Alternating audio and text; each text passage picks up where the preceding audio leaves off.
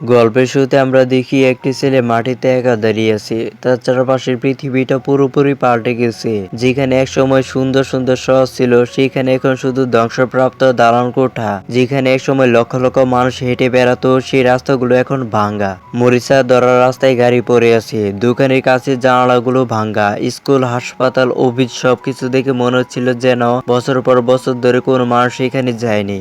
সর্বোচ্চ ছিল এক নিস্তব্ধতা। মনে হচ্ছিল যেন এই পৃথিবী থেকে মানবজাতিকে পুরোপুরি নিচ্ছিন্ন করে দেওয়া হয়েছে। কিন্তু তাদের কোনো ধারণা ছিল না যে এই নিস্তব্ধতার আড়ালে এমন এক বিপদ লুকিয়ে আছে যা যে কোনো মানুষের রক্ত হিম করে দিবে। এই পৃথিবীটা ছিল নীরব কিন্তু শূন্য নয়।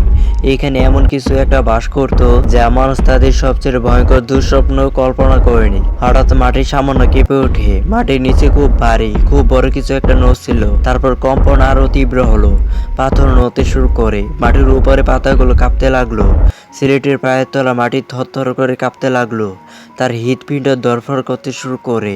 কিছুক্ষণ পরেই বিকট শব্দে মাটি ফেটে গেল, আর মাটির নিচ থেকে এক ভয়ঙ্কর ভয়ঙ্কর রূপান্তরিত প্রাণী বেরিয়ে এলো। এটা কোনো সাধারণ প্রাণী নয়, এটা একটা রূপান্তরিত বিশাল পোকা। এর মুখটা এত বড় যে এক নিমিষে একটা আস্ত মানুষকে গিলে ফেলতে পারে। ছেলেটা ভয়ে জমে গেল, তার হাত পা কাজ করা বন্ধ করে দিল। সে নড়তে পারল না। তার চোখ দুটো বিস্ফোরিত হয়ে সে ভয়ঙ্কর প্রাণীটির দিকে তাকিয়ে রইল। কিন্তু এরপর যা ঘটতে চলেছে তা আরো বেশি ভয়ঙ্কর। এটা শুধু একটা প্রাণী নয়, হাজার হাজার এমন রূপান্তরিত প্রাণী এই পুরো পৃথিবী শাসন করে। গরুর মতো বড় ছোট রূপান্তরিত ব্যাঙ, গাড়ির মতো বড় বড় রূপান্তরিত মাকড়সা, দালানের মতো বিশাল রূপান্তরিত কাকড়া।